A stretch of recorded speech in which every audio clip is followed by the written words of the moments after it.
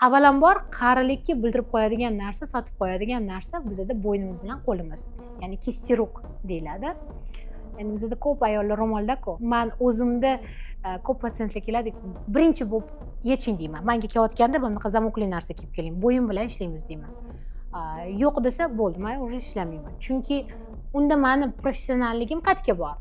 Agar men uni bo'yni bilan, qo'li bilan ishlay olmasam, uni bu narsaga qo'ndira olmasam, undagi mana shu kamchiliklarni yetkazib bera olmasam, unda men kosmetolog emas, unda men faqat kunimni shu kosmetologlikni orqasidan kun ko'rayotgan bir oddiy bir ishchiman-da, xizmat qiladigan ishchiman. Ya'ni patsientga xizmat qiluvchi yo'q, men unaqa emasman. Men aytaman, qo'l bilan ishlaymiz, chistkasiz protsedura qilmayman.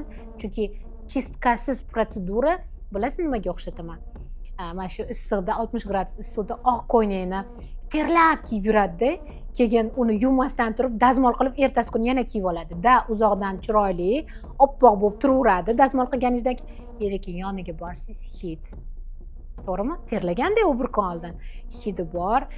Вот men chistka qilinmagan protsedurani shu narsaga o'xshataman. Har bitta protseduradan oldin chistka qilinishi shart.